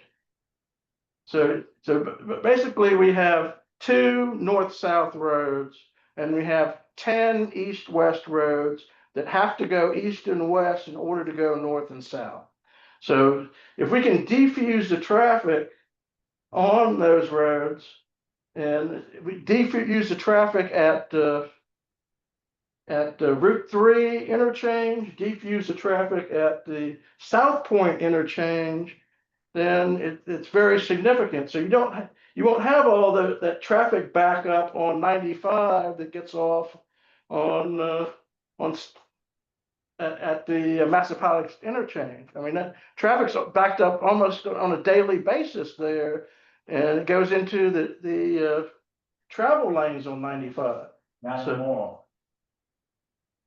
Got it back up now. I don't know, the last time I went, it did. about a week ago or two, it was backed up. We just Back up there. We just fixed it, but I fixed it in 2007. Yeah, It was backing up 208 bridge. We fixed it by adding a third southbound lane to Route 1 and creating a slip lane that basically created the third lane. That was in 2007. And I see that. we just fixed the problem again. So it's been what, 18 years. Took 18 years for the problem to come back. So let's figure out another 18 years. Okay. And we need to start talking about today. Yeah. It takes 20 years to do anything. But anyway, like I said, you got 10 roads that go into 2 roads. And the only way those 10 roads can go north and south is connecting to these 2 roads. So this is basically the heart of the community. And if this connector road, the express lanes would come to Courthouse Road and then beyond in the future, then all this area in yellow here gets reduced traffic. Okay, so you got roughly 3 miles of express lanes that will reduce traffic on 13 miles of our most congested roads. And when you, like I said, you eliminate the left turn traffic that's coming off of the 95 ramp that goes into the mall, the left turn traffic at Salem Church Road here, and the left turn traffic coming from the mall that makes a left on Route 3, because they'll be going the back way going down. So that's a lot of left turns you're eliminating, so that makes traffic flow a lot better. And the same with here. You eliminate left turns on South Point Parkway going on to Courthouse Road. And you change those with right turns going in or merging. So like I said, that's very significant traffic reductions. And I think this is probably one of the lowest cost, lowest impact projects if you get the biggest bang for the buck. And even though it only goes one direction, it focuses on the afternoon rush hour that is worse than the morning rush hour. Morning rush hour, like over here, is right turns going on Route 3, and then right turns going from here. Mm-hmm. But I guess there'd be some left turns here, but anyway. No, most people go down the Hood Drive, come around and they're doing right to right. Yeah, but that's what I'm saying. So Cloverleaf. it's right turn traffic is a lot easier than the left turn, runs a lot smoother. So, you know, this proposal would eliminate a lot of left turn movements, making traffic flow better with alternative routes. So if there's an accident on Route 1 south or 95 south, you got an alternate route. You could have an alternate route that goes express lane right to the hospital or Massaponax Church Road. That would, if it connects to Massaponax Church Road, then this intersection here at this interchange would even have more reduced traffic. Joe, I agree with you 120%. Okay. But here's what John's getting ready to tell us. And Marcy Parker sat over here and said the same thing a meeting ago. is the Federal Highway Administration doesn't want to do anything less than a full-blown interchange, which none of us can afford to do. And they won't let us have one, but every mile. So what you and me need to do, and I'm willing to do this with you, is we need to go find Vinman, Kane, and Warner and sit in their office and explain this to them, or go see somebody in the Federal Highway Administration. Because some bureaucrat is trying to put a square peg in a round hole. You understand it? We're not checking their boxes. Yeah. What you have, I agree with 120%. I'm telling you, it makes perfect physical sense. But they don't want to let us do it. I was actually gonna say. What were you gonna about say? Diamond So this, or Listen. Cloverleaf are in the middle. It's like, what is in the exact center of that diagram? The one, there's even a little dot over Harrison Road. Well, They're asking for the yeah, but- Harrison but Road you're talking- interchange in a, You're talking an interchange that costs, 100 million, 200 million. your half interchange is gonna cost just like 70% of the All cost. you need and is you might one as well do slip it. ramp. All you need is a slip ramp off 95 onto these roads, onto 208, onto Harrison Road, onto probably hospital, Washington Parkway, maybe. I don't know if you can get one off. I don't know if I think that's too much, interference with with 95, but if we connect to, And the road that's the other already ending, then it's a lot less impact. The other thing you don't have on there, because you don't go far enough south, but from 17, right there at Target down there, if you got a slip ramp onto 95 northbound, then half the people that go up that stupid South Point piece that we're all spending millions of dollars on wouldn't even have to get on Route 1. Yeah. Just get on 95 and go. I do want to point out, I agree with you that slip lane on. My concern is slip lane off on 208. That road can't handle a. You create the third lane at that point with that slip lane, and you take it all the way to Levels Road. That's already been studied, has it not? The 6 lane, the 3 lanes of Yeah. 208 from that section. Like, So you create the. that isn't that far, that's what. You create the third lane Oh. with the exit ramp, just like we did at South Point 18 years ago. but you still have a lot of right turn, like, it's not just if traffic can get to there, it's the right turns also onto with this slip lane of interstate level traffic coming off. I mean, that's kind of the issue to a lesser extent at 95,000 tonnage. But I'm like, if the goal is to get back to Harrison Road because they're making turns kind of, it's like. Well, they're either, Harrison, if you got it at Harrison, you got it at 208. I don't think, you're divvying up the Yeah. traffic. 208 has a. Right now, they're getting off of Route 3 or 126. And But- clusters. The point is, if it gets off here versus going this way, up South Point to 208, it's should be this roughly the same amount of traffic. So it's not really gonna add more traffic to it. Well, it will by the time we build it. And I do want to point out, there's like a $15 million project at this intersection. There's other projects at this intersection, There's probably 100. this intersection, and this intersection. I say And there probably needs to be one here, but if we built this 3-mile road, we could probably eliminate most of those projects and use that funding for the express lane. Funding, it's a private project. What's that? What you're proposing is an express lane. This is built by a private enterprise for profit. You should No, it isn't. you said yourself, express lanes. You're talking about extending the express lanes. That's built by a private company for I'm not profit. talking, I don't think this project is actually gonna cost as much. I don't think it's gonna need, If you're going to extend express lanes, you're gonna have to get the approval of the company to build express lanes. You should be having this no, conversation. that with has them. nothing to do with it. The express lanes stop at Route 17. I thought you were talking about extending them. That's the whole point of your conversation. No, I'm talking about the through. okay, let's call it a connector road. Yeah. Okay, the interconnector will reduce traffic on. That's better. All this time, I thought you were talking about extending express. No, I don't agree with the selling out our roads to foreign entities, sorry. Oh, okay, good enough.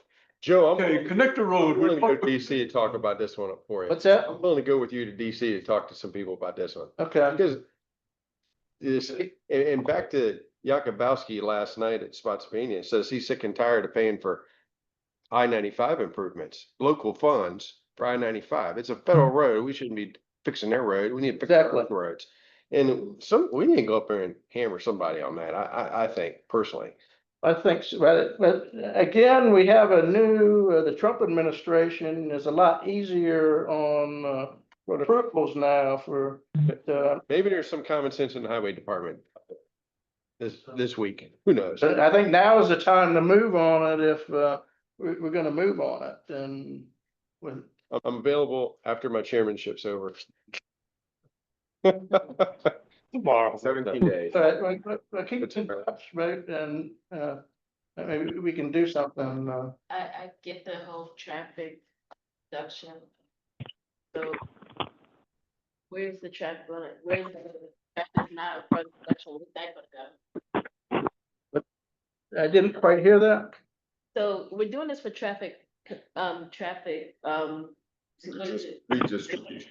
Yes, redistribution is what it It is. just seems to me that we're just shifting more traffic to other places, and then we're gonna be complaining about that part of the area, because what I'm trying to understand is, I don't think it would. It's going there anyway. If it was outside of the growth area, where it expands the growth area, it's one thing, but this is not. This is in the urban services area between three major north-south roads. You could still put a lot of growth in there.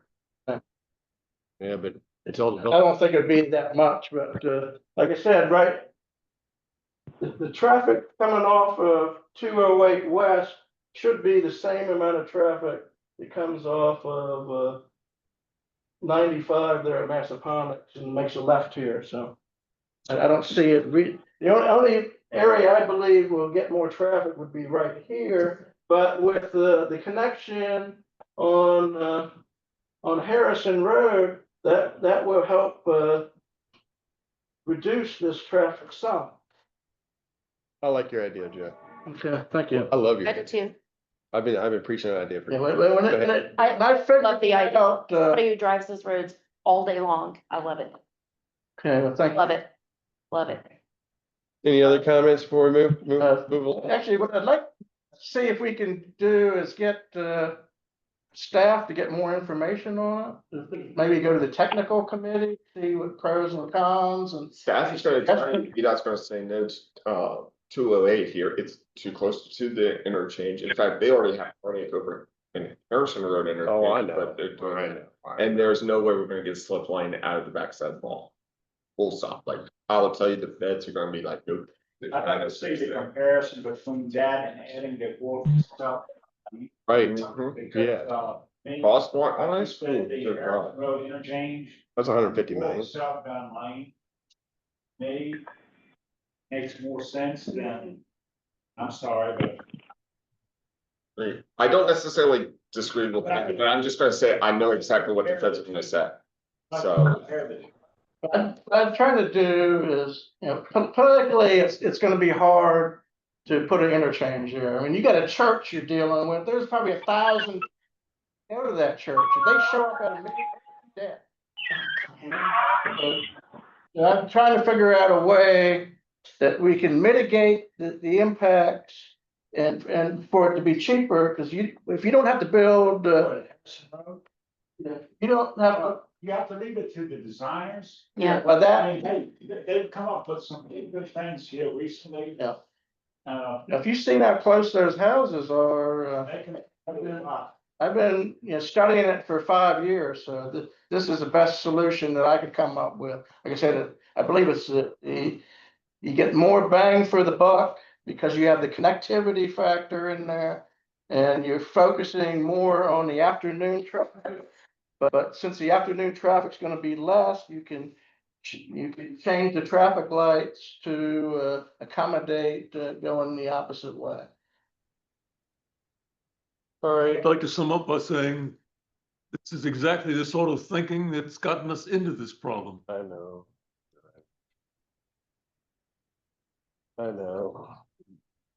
All right. Any other questions or comments on that subject? No? Not on that subject now. Any public comment? Any more public comment? Well, there was another piece, the information that I sent to you, the PDF file. Just after 4 p.m. Does that man represent this Pennsylvania? Vinman. Okay, Vinman. I think it'd probably be easier if, Yeah, with GOP. yeah. Yeah, no, I agree. I'm with you. I understand. Yeah. They're all up for reelection next year, Yeah, or I know a couple of them are. But, What I had tried to put together a kind of a summation of everything that has kind of happened that will come before. The conferencing computer for us. Excuse me? I just boarded, I wasn't at my desk for the last. Okay. I didn't see it, sorry. Can we put it up there? So. Yeah, I just. Okay, thank you. A summation of everything regarding what the policy board will be dealing with regarding the river crossing when they meet next Monday. Because, you know, we've heard that they endorsed option C, both in the city and Stafford essentially.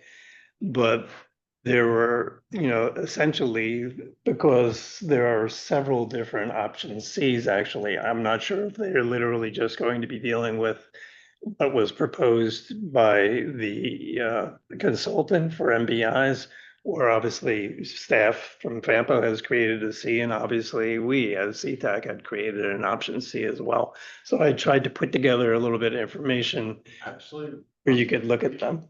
That if Lita, if you pull up the policy committee agenda, it actually, I think it does have the endorsement language.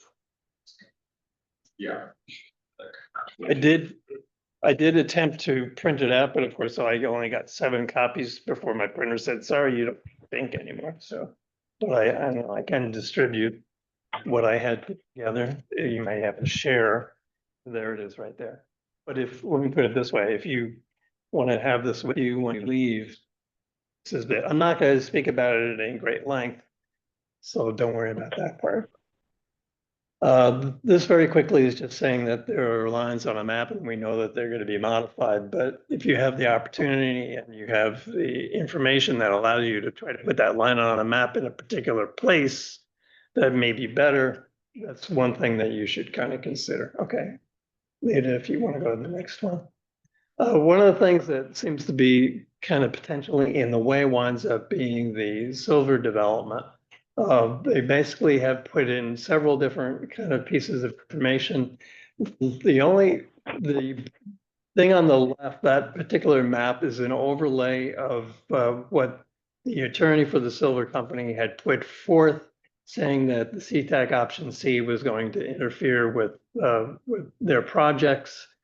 As you see, it actually only interferes with the projects on the bottom to try to the Planning and Zoning Committee, or not committee, but the people in Stafford County don't have much of the information that was presented in that map on the left that the Silver Company had submitted to FAMPO. They do have a traffic impact analysis in their study, and what we can do, if you go to the next slide, the part number 1 has the units for the development that they put in. I think it's a little bit over, or approximately 250 different duplexes they want in area number 1. Area number 3 is identified in the TIE on the right as a town center. There's no indication anywhere in any of their plans what's going on in part number 2, and number 4 is identified on the traffic impact analysis on the right as a kind of a clubhouse. So that's the only information, but keep in mind, the only detailed plans that have been submitted by the Silver Company according to planning and zoning are the duplexes that are in area number 1. They haven't seen anything other than the TIA. they haven't seen the drawing that was sent to us or sent to FAMPO by the Silver Company. Okay. All right. Number two is supposed to be 300 assisted living apartments, I believe. Okay, So that's gonna be roughly 300 911 calls a year. okay. And there's one- Again, the Stafford County doesn't actually have that information as of yet, though. All right, if we go to Okay. the next slide, please. So again, any of the lines that we put on a map are obviously going to be modified, during a NEPA process when that does take place.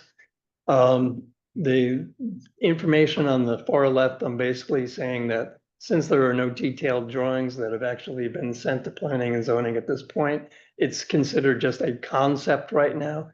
It's going to be up to the county to decide ultimately whether or not these are going to kind of go forward. Okay, next slide, please. Okay, I have three different types of maps combining all the different option Cs that have been submitted. The FAMPO staff one is the black line. The one in blue is the consultant's MBI. And then CTAC's original one is the lower one that's kind of a golden color. But again, at the last FAMPO meeting, there were some modifications that were made to that once we had new information. That yellow kind of rounded rectangle is the parcel that apparently is not going to be suitable for putting a data center on it. So that gives the opportunity for that particular parcel, just as the original consultant's option C was to cross right there and go into that area. The revisions that I showed last month, CTAC revision 1 and 2, could now also utilize that rather than the difficult connection that the original C was going to make when it was going to connect down by where you see the Navy Federal Credit Union. And that would have been a terrible location, actually. That was part of option D originally. Okay, the notes that are there, again, those are just, kind of a summary of looking at, this aerial view of everything and the information that you can glean from it. Next slide, please. Okay, this is the topographical map of the same exact locations for those. Noting certain things such as, that you may want to take into consideration. I think that the FAMPO staff see, because of the fact that it travels down that very narrow ridge before it starts to bend across the river, might be a difficult thing. Apparently, when I scaled it out, at 200-foot elevation, the width of that ridge is approximately 200 feet, which would be, kind of a difficult location, I think.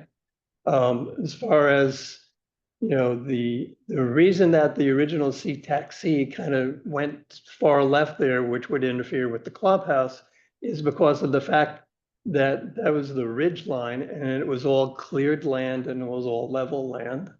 And therefore, it wouldn't take much earthwork like the MBIC that's there, goes over very severe contours and would again require a lot of work. Okay, next slide, please. Now looking at the easement map of the area, you can see where the easements would interfere with the different C options that have been in place. Again, the FAMPO staff C does not really make utilize of where the gap was, where the gondola would have been located. It travels essentially completely through the easement that is co-held easement that the city of Fredericksburg with its partners have. The MBIC basically goes through the Silver Company's conservation easements. And one of the reasons that we tried to have CTAC's options go again through the ridge line is it didn't pass in that area over the easements that there. And this is again, the easements that are taken and available to view on the Virginia Department of Conservation and Recreation's map. Okay, next slide, please. And of course, I wanted to throw in the fact that with CTAC's option, we did provide the opportunity for a branch that would have potentially gone down into Spotsylvania County. And these are the different reasons why we did it over on the right and so forth. Again, you can read that, but, you know, again, I guess if you want to take one of these with you that I printed out, or again, if you wanted to kind of review it from looking at the video that's being made of this meeting, you would have the opportunity to look at it there. And again, you know, the county of Spotsylvania looks at this and sees it as something that I think that they desire, because it provides, of all the different options, it's the only one that they feel benefits Spotsylvania County. And since this is supposed to be a regional project, that is why they're looking hopefully for some kind of additional opportunity for this to be studied so that it can potentially be included. And that's it for me. And notice the outer connector study that showed that option 5, which was basically the collector distributor roads like we have now with a spur that came out to Route 3 near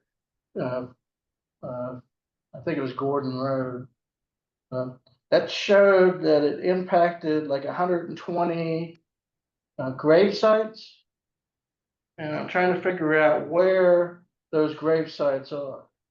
I don't believe they were next to 95 when they you put the local lanes in. So evidently the grave sites are somewhere and they might be on the battlefield. Yeah, so a lot of those things is actually protected information with DCR.